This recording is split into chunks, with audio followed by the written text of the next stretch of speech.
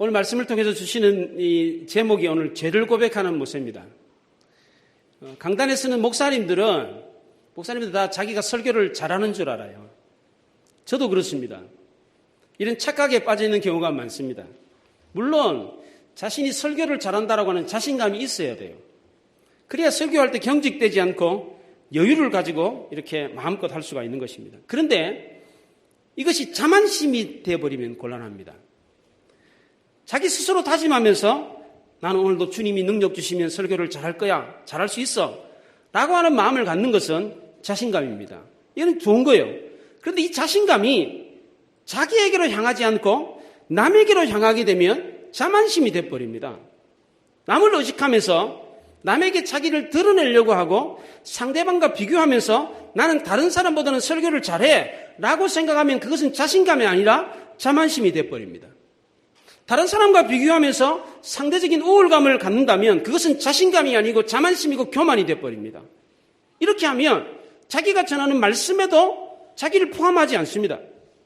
하나님은 말씀을 통해서 우리에게 들려주시는 교훈에 대해서 자기는 해당이 안 된다는 거예요. 말씀을 듣는 대상만 해당이 되고 말씀을 전하는 사람은 그 말씀에 해당이 안 된다라고 하는 생각을 갖습니다.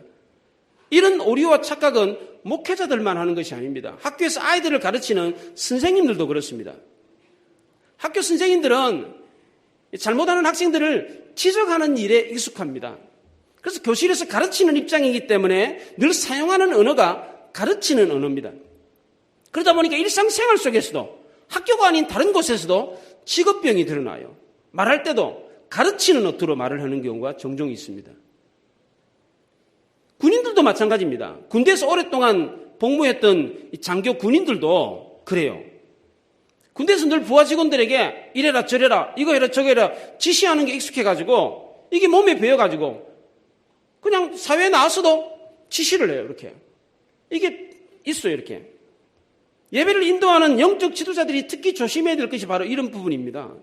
신학교에서 제가 설교학을 배울 때 설교학 교수님이 이런 얘기를 했어요. 설교하면서 설교자는 저와 여러분이라는 말을 하면 안 된다 그랬어요.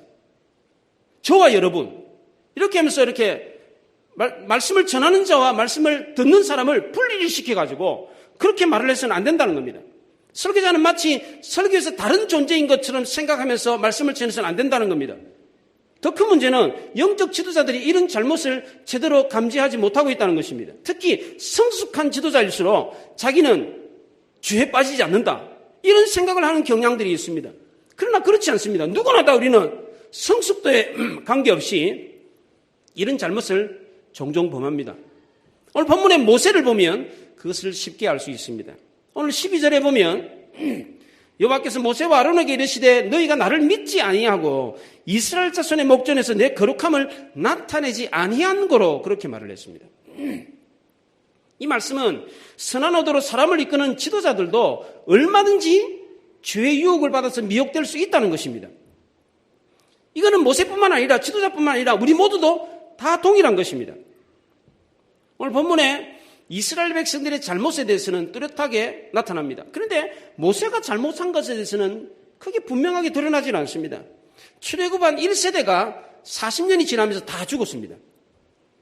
40년간 모세는 그 2세대들을 하나님이 인도하시는 대로 가나안 초입, 가나안 입구까지 이끌었습니다. 그런데 가나안 입구까지 왔어도 이 2세대들이 똑같이 불평불만을 토로했습니다. 민수기 20장에는 모세가 겪었던 가장 슬픈 이야기 4가지를 이야기합니다. 첫째는 자기 누이 미리암이 죽은 것입니다. 누이가 죽었어요. 두 번째는 에돔 땅으로 가려고 그러는데 에돔 왕이 거절을 해가지고 더 먼 길로 우회해가지고 이스라엘 백성들이 고통을 당해서 그것 때문에 원망하면서 많은 사람이 죽은 사건의 이야기가 나옵니다.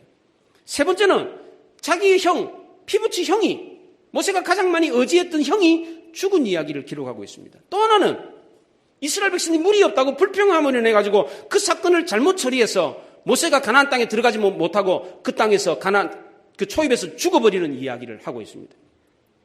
모세의 생애 가장 슬픈 이야기 4가지를 민수기 1장에 집중적으로 다 기록을 하고 있습니다. 이 중에서 가장 슬프고 가슴 아픈 이야기는 뭐겠습니까? 무리바 사건입니다. 모세는 80세의 소명을 받아가지고 120세가 되도록 40년 동안 어려운 목회 생활을 했습니다. 40년 동안 광야에서 200만 명이 넘는 이스라엘 백성들을 먹이고 입히고 재우면서 그들을 가나안 땅으로 인도를 했습니다.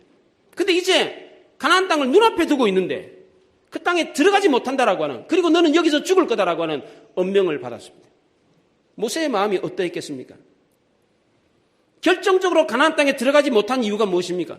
이 무리바 사건, 불평하는 이스라엘 백성들에게 물을 주면서 자기의 분노를 드러내면서 실수를 하는 바람에 그것 때문에 결국 꿈에도 그리는 가나안 땅을 들어가지 못하고 거기서 죽고 말았습니다.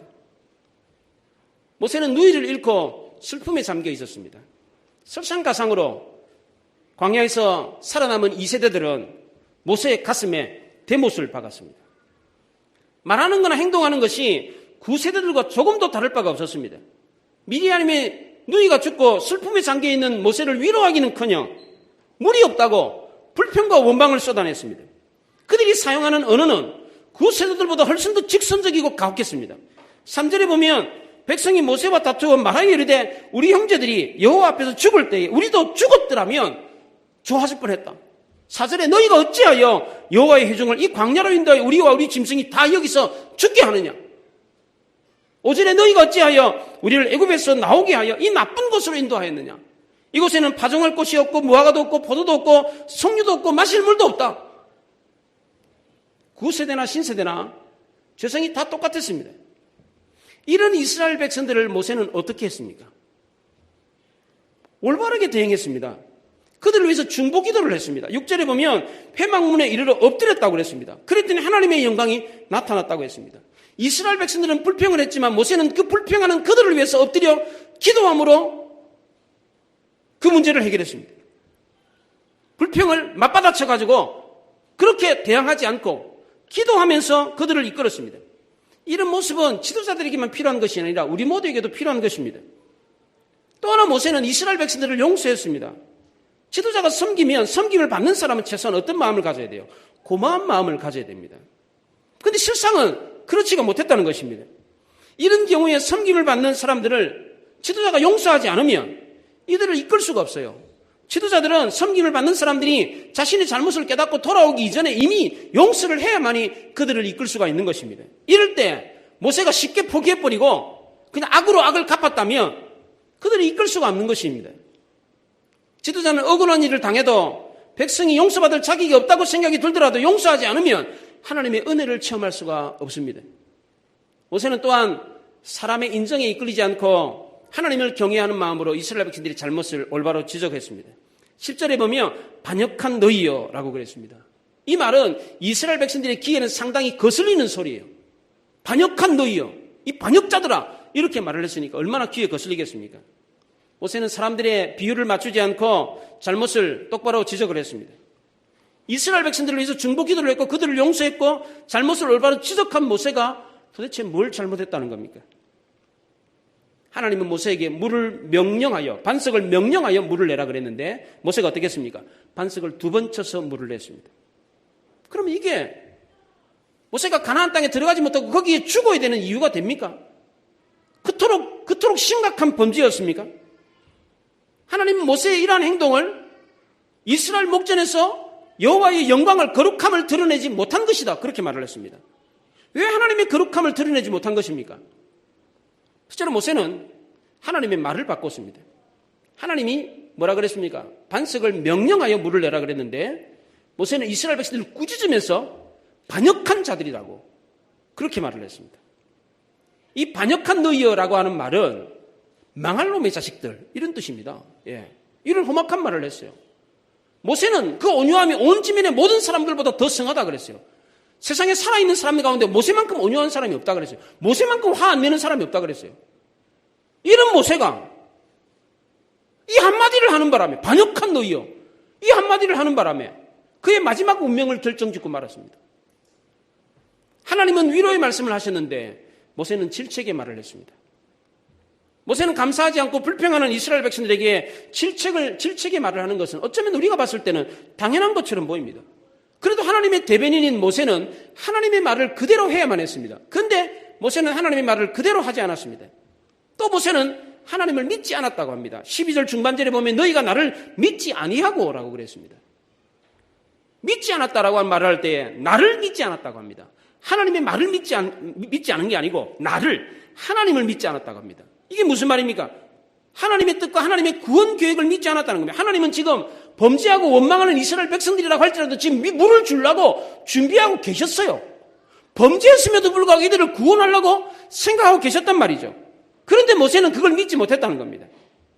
범죄하고 나왔다고 할지라도 하나님 앞에 나오기만 하면 하나님은 누구든지 그 죄를 사하고 그를 구원해 주려고 생각하고 있었습니다. 근데 모세는 그렇게 생각하지 않았다는 겁니다. 그래서 결국 모세는 하나님의 거룩함을 나타내지 못했던 것입니다. 12절 보면은 이스라엘 자손의 목전에서 내 거룩함을 나타내지 아니한 거로 그랬습니다. 하나님의 거룩함을 나타내다는 것이 무슨 뜻입니까? 1차적으로 이것은 하나님 우리와 함께 하신다는 겁니다. 하나님이 여기에 계시다는 겁니다. 하나님이 여기 계신 것을 드러내는 것이 바로 하나님의 거룩함입니다. 하나님의 거룩함이 언제 나타났습니까? 레위기 10장 13절에 보면 나는 너희를 가까이 하는 자 중에서 내 거룩함을 나타내겠고 그랬습니다. 하나님께 가까이 나오면 하나님은 자신의 거룩함을 나타내신답니다. 6절에서도 그럽니다. 모세와 아론이 회중 앞에 떠나 회막문에 이르러 엎드렸더니 하나님의 영광이 나타났다고 그랬습니다. 모세가 하나님 앞에 나왔을 때도 하나님의 영광이 나타났습니다. 이스라엘 백성들도 마찬가지입니다. 비록 범죄한 모습이었지만 하나님 앞에 나왔습니다. 그랬더니 거기에 뭐가 나타났습니까? 하나님의 거룩한 영광이 나타났습니다. 그런데 모세와 아론은 이 하나님의 거룩한 영광을 가로막아 버렸습니다. 왜 그렇습니까? 인간의 분노의 감정으로 하나님의 거룩하심을 나타내지 못했기 때문입니다. 분노하는 곳에는 하나님의 은혜가 임하지 않습니다. 희한합니다. 화를 내잖아요. 분노하는 마음이 있으면 은혜를 못 받아요. 말씀을 듣는 성도들도 마찬가지고 말씀을 전하는 목사도 마찬가지입니다.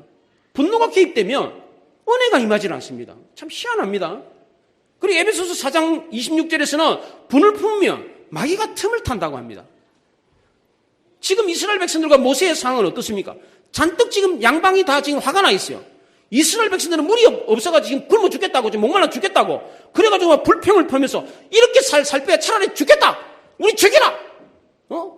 이러고 있고, 모세는 자신의 처지를 전혀 헤아려주지 못하고 또 불평, 불만을 쏟아내는 이스라엘 백성들을 보면 화가 치밀어 올랐습니다. 더 큰 문제는 모세가 했던 말이 아니었습니다. 행동이었습니다. 모세가 반석을 쳤던 이 지팡이는 하나님의 권능과 하나님의 임재와 하나님의 구원을 상징하는 것이었습니다. 이 지팡이로 하나님의 허락도 없이 반석을 2번 친 행위는 하나님의 도움이 필요 없다는 겁니다. 전에도 반석에서 물이 나온 적이 있었습니다. 르비딤에서 출애굽기 17장에서 이스라엘 백성들이 목마르다고 막 하나님과 다투니까 막 불평을 하니까 하나님이 모세 보고 반석을 쳐서 물을 내라. 그래서 반석을 쳤더니 물이 나왔습니다. 이때 하나님은 그 반석 위에 서 계셨어요. 출애굽기 17장 6절에 보면 내가 호렙산에 있는 그 반석 위 거기서 내 앞에 서리니 그랬어요. 반석 위에 서 있었어요. 하나님이. 누구 앞에 서 있다는 것은 이 표현이 수군을 두르고 종이, 하인이 이렇게 주인의 명을 기다리는 이런 표현이에요. 이게. 누구 앞에 섰다는 말이 이런 뜻이에요. 이게. 만약 하나님이 모세가 반석을 치기 전에 겸손하게 거기에 서 있겠다, 내가 거기 서 있겠다라고 말했다면 반석을 치기 전에 먼저 누구를 친 겁니까?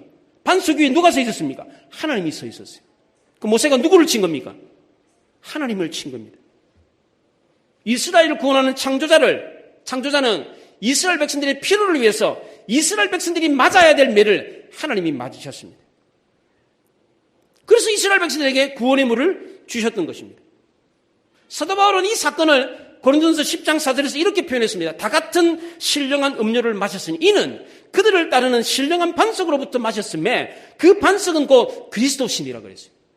모세가 쳤던 그 반석이 뭐라고요? 그리스도였다는 거, 하나님이었다는 겁니다.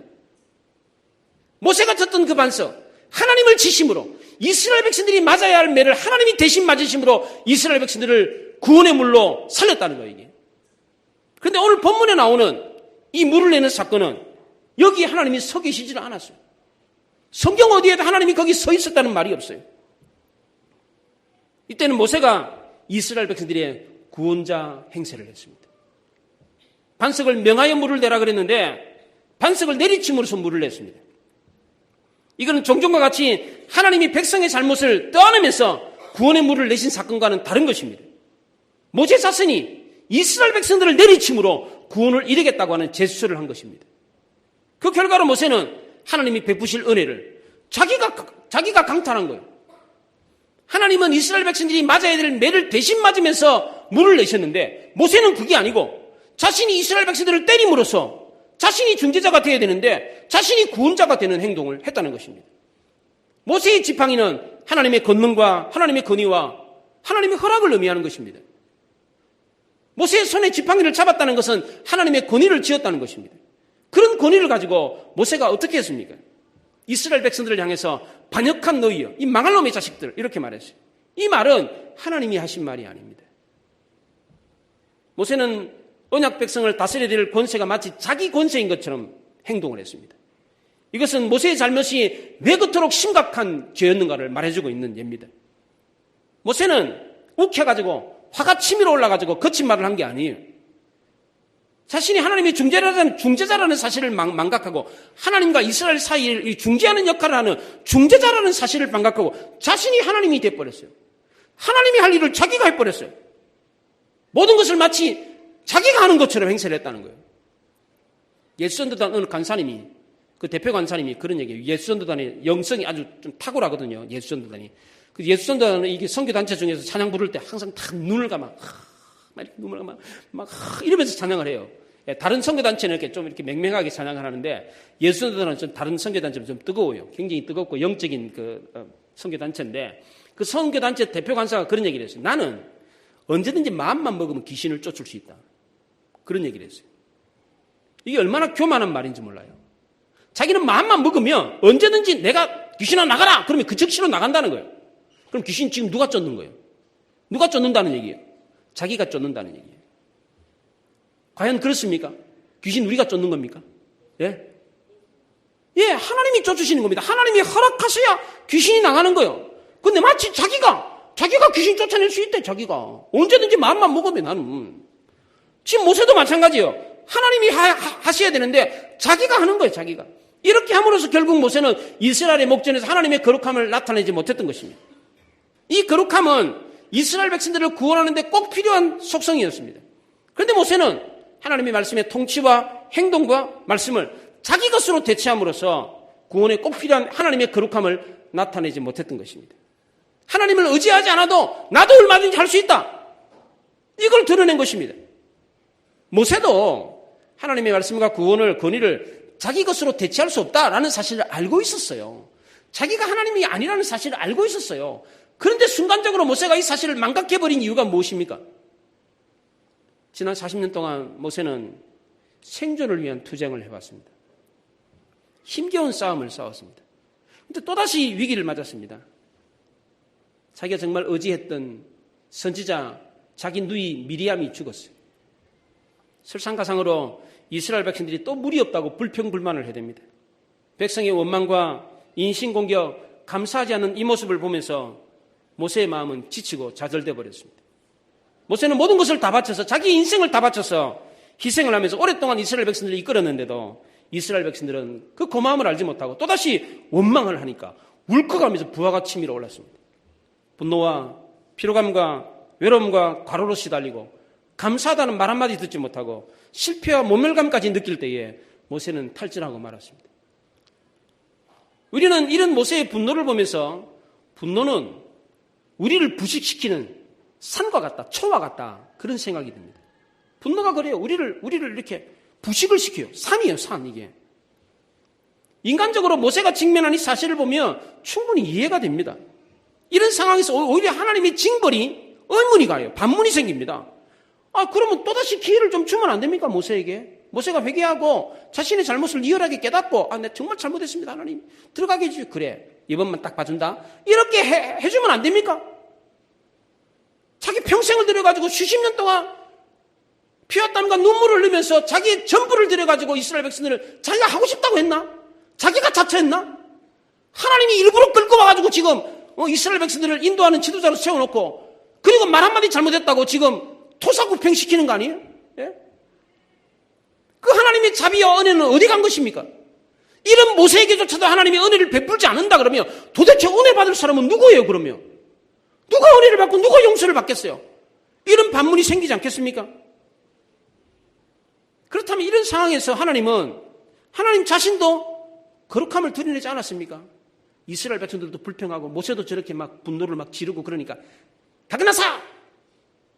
떠나버렸습니까? 하나님도? 그렇지 않습니다. 그럼에도 불구하고 하나님은 자신의 영광을 나타내셨어요. 13절에 보십시오. 이스라엘 자손이 여호와와 다투었으므로 이를 무리바 무리라 하니라. 여호와께서 그들 중에서 그 거룩함을 나타내셨더라 그랬어요. 이것을 제기용법으로 기록을 하고 있어요. 제기용법이라는 말은 스스로 하나님 자신이 자신의 영광을 드러냈다는 거예요. 우리가 하나님의 영광을 드러내지 않으면 그 하나님의 영광을 드러내지 못하느냐? 그렇지 않다는 거예요. 하나님 자신이 스스로 자기의 영광을 드러내 보였다는 거예요.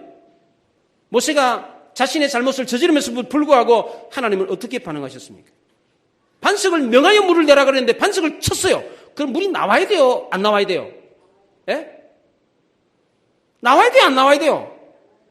하나님은 이 완벽주의자예요. 하나님이 이게 안 지키면 국물도 없어. 그런 하나님이에요. 이렇게 완벽을 요구하시는 하나님인데 명해서 물을 내라 그랬는데 반석을 쳤어. 그럼 물이 나와야 돼요? 안 나와야 돼요? 안 나와야 되는 거 아닙니까? 근데 물이 나왔습니까? 안 나왔습니까? 나왔어요, 물이. 근데 그 물도 쩔쩔쩔 흐르는 그런 물이 아니에요. 사람이 하루에 필요한 양의 물이 3리터라고 그래요. 200만 명이니까 600만 리터가 필요한 겁니다. 사람만 마시는 게 아니고 짐승도 마세요. 짐승이 한 3배 정도 됐다 그러니까 그러면은 이게 2,400만 리터가 되는 거예요. 제가 계산하니까 그래요. 대충 2,400만 리터가 하루에 필요한 양이에요. 반석을 깨뜨려가지고 터져나온 물의 양이 2,400만 리터예요. 이게 상상을 초월하는 물이 그러니까 어떻게 쏟아지겠습니까? 짤짤짤 흘렀겠어요? 하루 동안 2,400만 리터가 쏟아져야 되니까 얼마나 쏟아졌겠습니까? 폭포수와 같이 그냥 막 홍수가 밀리듯이 막 확 쏟아진 거예요. 그냥 이게 범죄했음에도 불구하고 이스라엘 백성들이 범죄하고 지도자가 범죄하고 실수했음에도 불구하고 하나님이 베푸시는 은혜는 상상을 초월하는 것이었다는 겁니다. 우리와 허물과 실수에도 불구하고 하나님이 베푸시는 은혜는 그 허물과 실수를 덮고도 남음이 있어요. 하나님 우리의 결점을 초월한 은혜를 베푸신다는 겁니다. 하나님은 휘어진 나무를 통해서도 올바른 곧은 직선을 그을 수가 있는 분이에요. 세속적인 더러운 그릇에도 하나님은 은혜를 충분히 담으실 수가 있어요. 여러분이 지금 비록 그릇이 더럽다고 할지라도 세속의 그릇, 더러운 때 묻은 그릇이라고 할지라도 그 그릇에도 하나님은 은혜를 부으실 수 있는 분이에요. 그러니까 걱정하지 마세요. 나 오늘 범죄하고 왔는데 찝찝한 마음을 가지고 왔는데 아이고 은혜 받을 수 있겠나? 천만의 말씀.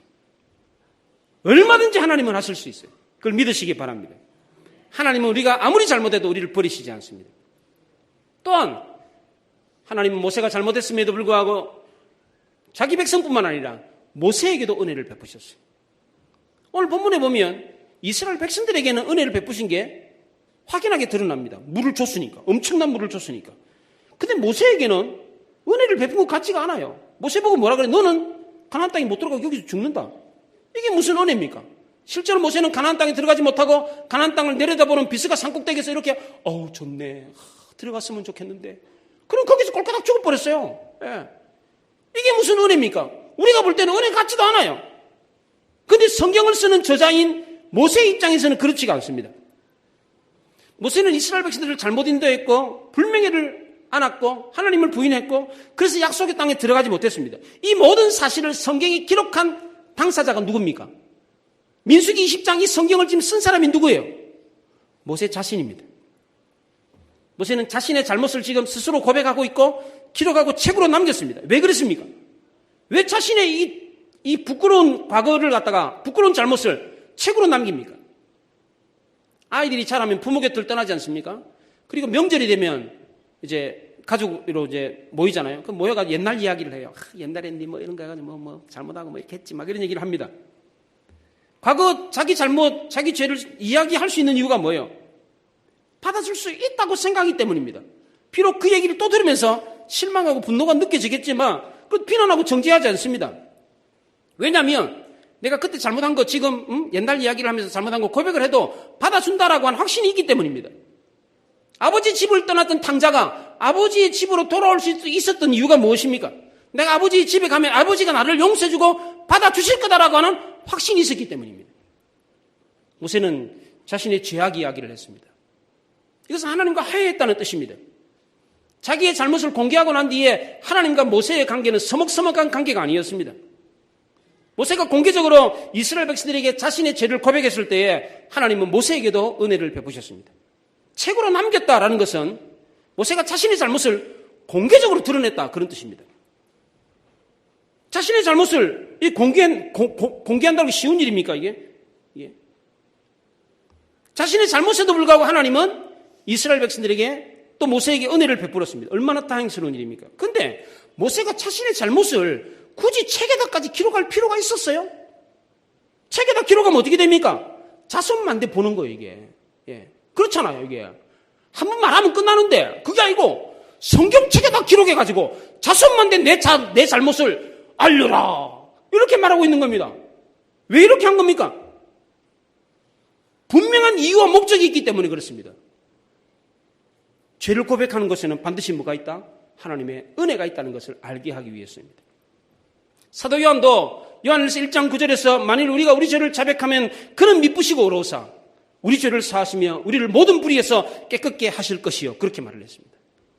모세는 이스라엘 백성들이 하나님의 은혜는 인간의 어떤 죄보다도 더 크고 넓다라는 사실을 알게 하기를 원했습니다. 우리의 허물과 죄가 드러났다고 할지라도 하나님은 은혜 베풀기를 멈추지 않으신다는 거예요. 너 죄 지었네, 은혜 없어, 가. 이게 아니라는 거예요. 범죄했음에도 불구하고 실수했음에도 불구하고 하나님은 은혜 베풀기를 원하신다는 겁니다. 물론 그 죄에 대한 대가는 치러야 됩니다. 그러나 여전히 하나님은 우리의 하나님이십니다. 모세는 자신의 죄에 대한 대가를 치렀습니다. 그렇다고 하나님과의 관계가 끊어졌느냐? 그렇지 않습니다. 자식이 잘못한다고 해서 부모가 자식 버리는 부모 없듯이 우리 하나님도 마찬가지예요. 하나님은 우리의 아버지십니다. 우리가 범죄했을지라도 아버지의 관계는 끊어지지 않습니다. 그러나 범죄하면 어떻게 됩니까? 금이 갑니다. 금이. 왜냐하면 죄는 하나님과 우리 사이를 멀어지게 하기 때문에 그렇습니다. 모세가 하나님과의 관계를 빨리 회복할 수 있었던 방법이 뭡니까? 바로 자신의 죄를 고백하는 것이었습니다. 모세는 지도자로서 자신의 죄를 고백한다는 것이 결코 쉬운 일이 아니었습니다. 자손만대 알게 하는 이 일, 쉬운 일이 아닙니다. 그럼에도 불구하고 그렇게 했던 이유는 무엇을 전해주고 싶었습니까? 하나님의 용서를 확신하라는 것입니다. 하나님의 용서와 은혜는 우리가 짓는 죄보다도 훨씬 더 크다는 거예요. 하나님이 덮지 못하는 죄는 없다는 것입니다. 반드시 죄 고백에는 회복이 있다는 겁니다. 하나님의 은혜가 있다는 것을 보여주고 싶었습니다. 그 크신 하나님의 은혜와 복을 받으라는 겁니다. 죄를 지었다고 할지라도 와서 죄를 고백함으로 그 은혜를 받으라는 것입니다. 모세는 자신의 치부를 드러내면서까지 이스라엘 백성들에게 이 말을 할 때에 이 말은 굉장히 강력한 외침이었어요. 자신의 부끄러움을 자손만대 드러내면서 이스라엘 백성들에게 지금 외치는 음성이에요, 지금. 이와 같은 비슷한 사건이 신약에 기록되어 있습니다. 막달라 마리아를 성경 저자들이 기록하면서 막달라 마리아를 뭐라 그랬냐면 7 귀신 들렸던 막달라 마리아라 그랬어요. 그 당시에 막달라 마리아가 죽은 게 아니에요. 살아 있었어요. 초대교회 교인으로 있었어요. 보조시 막달라 마리아가 살아 있는데 그 성경을 회람을 했단 말이죠. 이 교회 저 교회 막 다 돌려가면서 봤어요. 근데 그 성경에다가 사도들이 7 귀신 들린 막달라 마리아하고 보조시 적어가지고 성경을 돌렸어요. 그럼 막달라 마리아는 어떻게 했어요? 기분이. 요즘 한국 교회에서 귀신 들렸다가 귀신이 쫓겨가가지고 이제 회복된 사람들은 대부분 다 그 교회를 떠납니다. 부끄럽다 이거예요. 옛날에 귀신 들렸다 그러지. 저 사람 귀신 들린 사람이야. 귀신 들린 사람. 이런 얘기 듣기 싫어서 대부분 다 그 교회를 떠납니다. 근데 막달라 마리아는 초대교회를 떠났습니까? 안 떠났습니까? 떠나지 않았습니다.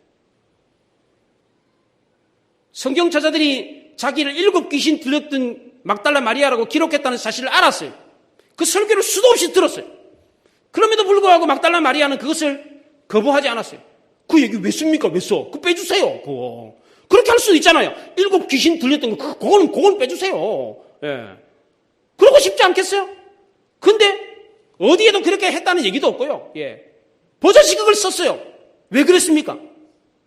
그걸 통해서 막달라 마리아는 뭘 알려주는 거예요? 귀신이 있다는 거예요. 천국과 지옥이 있다는 거예요. 사람들은 눈에 보이지 않는 세계는 안 믿잖아요.